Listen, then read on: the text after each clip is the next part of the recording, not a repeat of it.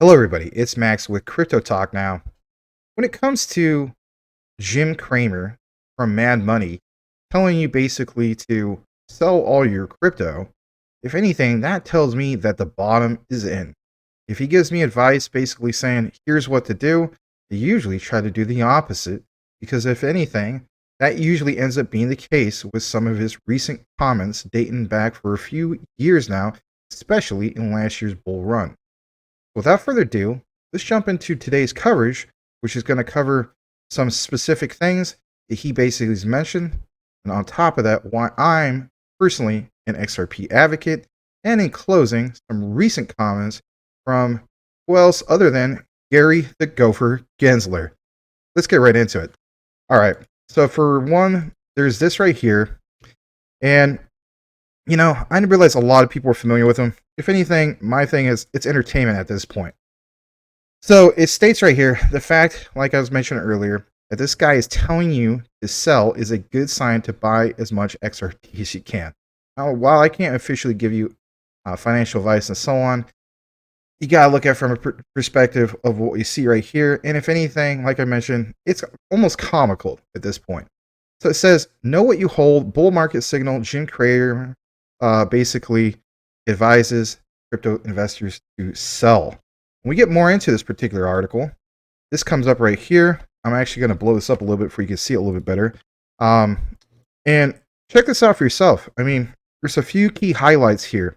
So, this was published the other day. It says Cramer basically believes Ripple's XRP, some of these other ones and so on, could crash to zero in the near future. I mean, how can you make these particular statements? I can possibly understand some of the debate maybe for, if it was some other coins, right? Not on this particular list. I don't think Doge and all these other ones, especially Polygon, Cardano, those are some pretty good ones. It crashed to zero. But, if it was like a low market cap, puppy dog Inu, right? ERC20 token, that could definitely be a good argument. That's not the case. So, for instance, it says the host of Mad Money, right?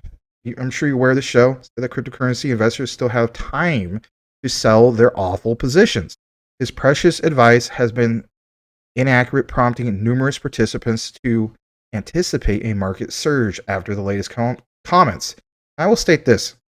If you're wondering about the market surge, when it's going to happen, for instance, is there any indicators that we're going to be going to the bull market? I would definitely say this. Yes, there is.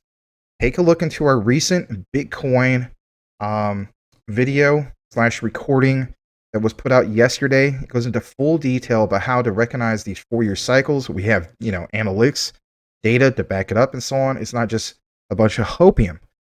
More in regards to this. So during his most recent show, he urged, of course, investors to cash out. And he says, quote, you can't just beat yourself up and say, hey, it's too late to sell. The truth is, it's never too late to sell an awful position. That's what you have if you own these so-called digital assets. Now, in regards to specifically like some of these ones, like, heck, he mentioned Ripple's XRP.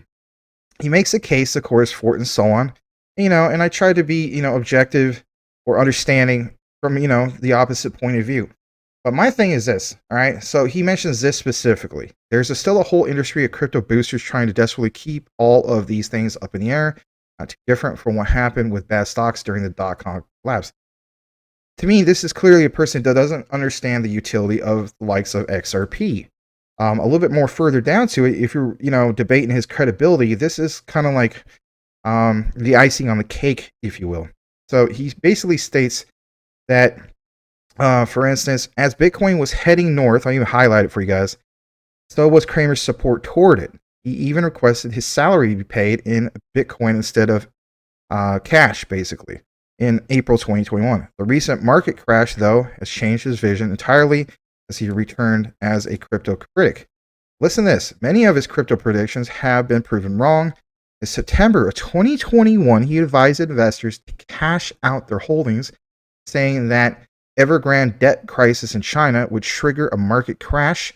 Bitcoin skyrocketed to an all-time high of, as we know, nearly 69,000 2 months later. When this specific date, 11/11/2021. And oh, by the way, also Ethereum went up to all-time highs. Of course, he opted in January 2022 that the correction on Bitcoin and Ethereum could be over, meaning investors should reconsider entering the market. Are you kidding me? That's crazy, right? As we know, that's when everything started kind of going downhill, right? So, again, when Jim Cramer basically tells me to do one thing, I'm literally doing the opposite. All right, a little bit more in our particular coverage that we have here at Crypto Talk Now. Of course, I'm still out of the frame because I'm showing you guys some particular video clips. So how about this one? And it's from, of course, the great Crypto Lulu. We will continuously share his coverage because, I mean, he is just, in my opinion, he is one of the best advocates for XRP. Very intelligent person. Smart beyond his years. Highly advise following him on, Twitter. Watch his show on, for instance, YouTube.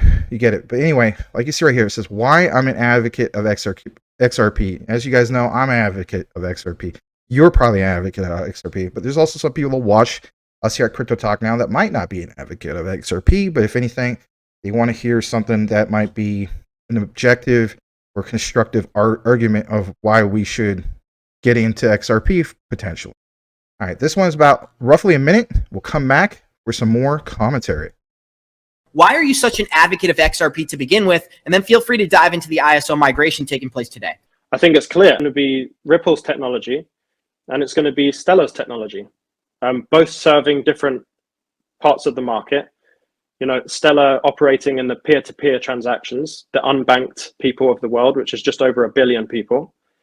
And the reason I speak with that confidence is because they're mentioned by name as stable coins that are going to be doing this for the Bank of International Settlements. And then we see all the companies that are partnered along the way that all point towards Ripple with these massive entities. And then you've got Rosie Rios coming in, just the way the Ripple's all integrated in. There's no other way it goes. It's actually just a case of when. It's all set up. The whole process is set up. This has been in the process for years. Why are you such an advocate? And guys, it just doesn't end there, right? So, I mean, this has been the process for years. Think about what's going on with ISO 222, right? So, for instance, Gilbert Verdian, heck with Quant, right, literally wrote the ISO standard back in 2014. So the statement of this process has been in, was basically going on for years. It is just that. It has been going on for years. Heck, you can even go further back from there, technically speaking, well before 2014. Because if anything, they just didn't have the technologies at the time that we have right now, basically in Web3. All right, a little bit more. There's this right here.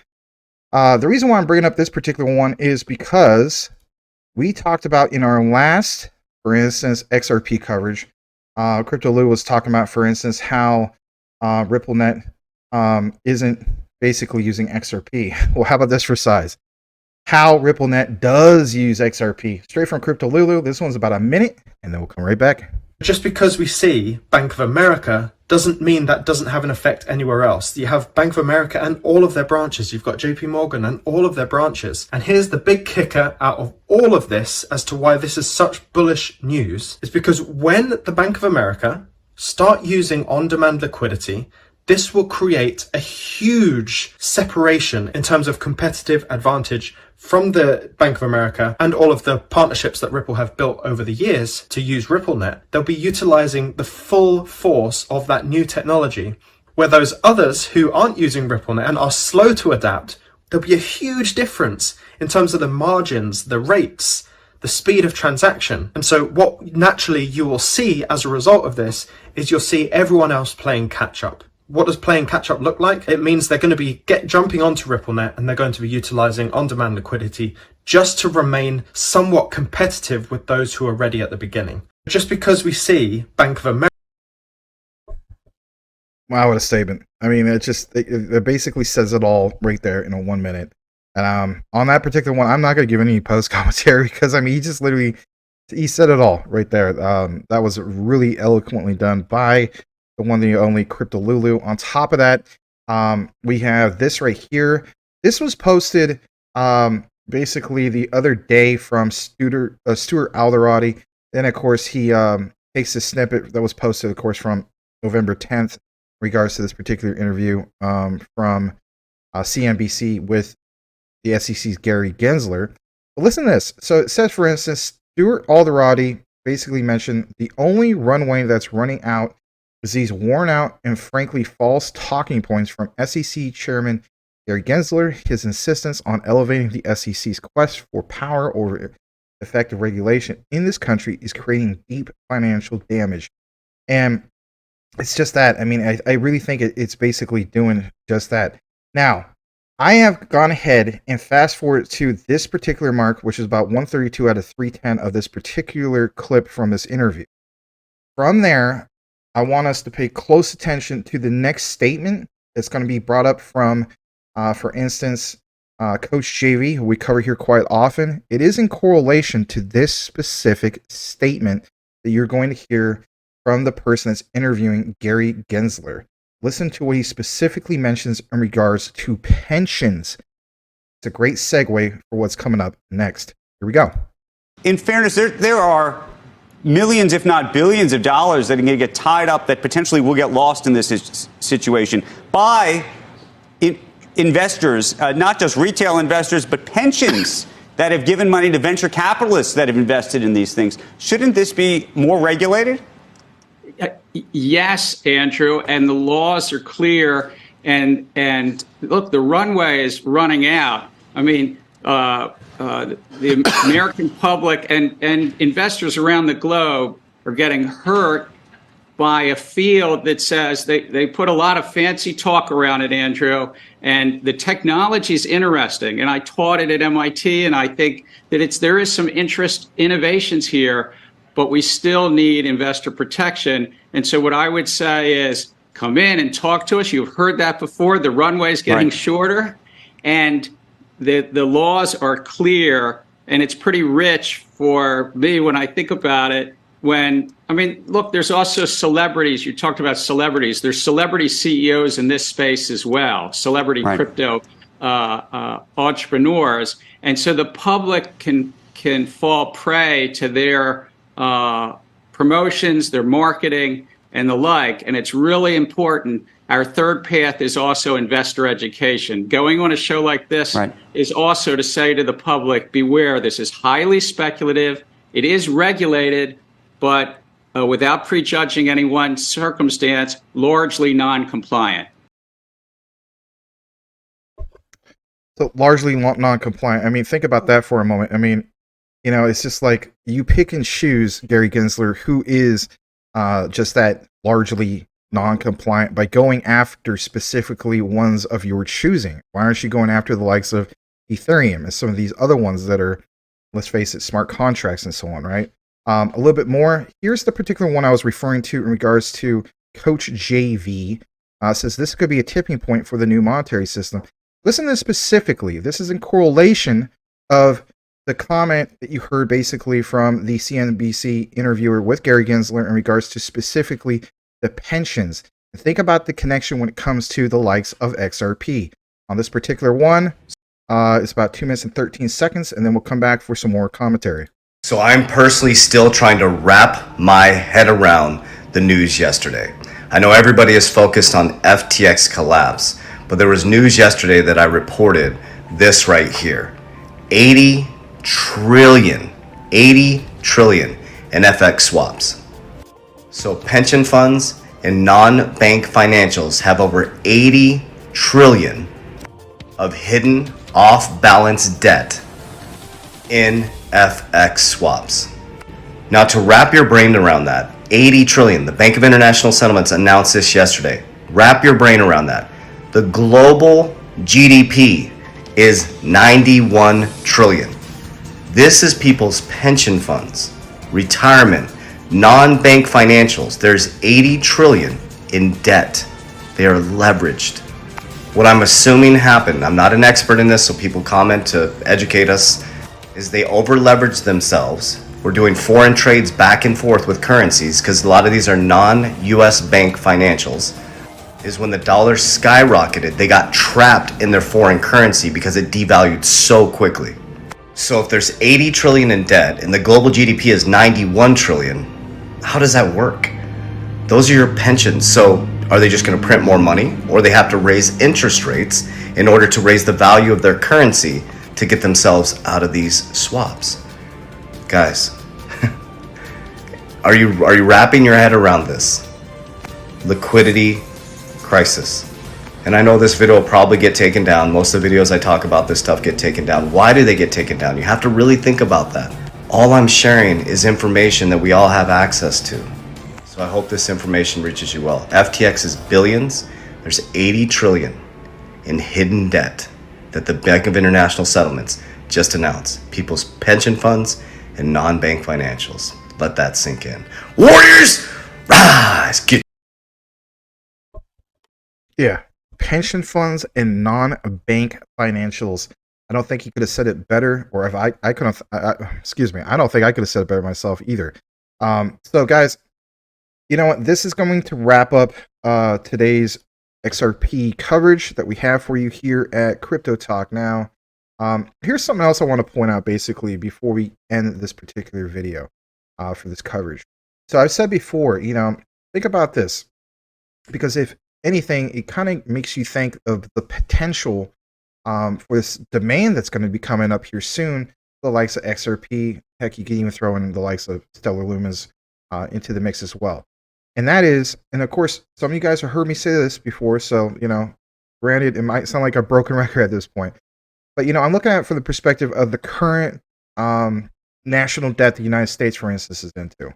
And, you know, for instance, when you also take on the concept of some of these other debts throughout the world and so on, I get it that it dramatically increases from there. So $31 trillion for the United States' national debt. And if anything, you know, when you take on, for instance, some debt, like he basically pointed out, you know, let's just even lowball it, right? So for instance, 1% of 31 trillion is 310 billion. Don't believe me? Do the math for yourself. It's crazy. With that said, if we were able to take that on, that in itself increases the overall crypto market cap significantly. This is how basically the likes of XRP goes rapidly up in the rankings. It might not, of course, be, you know, touching the likes of, for instance, Bitcoin just yet, but it's very, very close. And if anything, if that percentage was to go up higher than 1%, again, I'm really lowballing it here, right? Ultra conservative when it comes to that particular statement. That gives you a bigger perspective of these insane market caps that we can reach. So guys, thanks for watching today's XRP coverage. Like, comment, subscribe. If you haven't done so already, please hit that bell notification if you enjoy the content that we provide here at Crypto Talk Now. And last but not least, if you enjoy a live show where we discuss various different cryptos, of course the ISOs like XRP and so on, join us every night at 9 p.m. Eastern, 6 p.m. Pacific for Crypto Talk Now, the Max and Larry Show. Thanks for watching, everybody. Have a blessed day. We'll see you on the next one.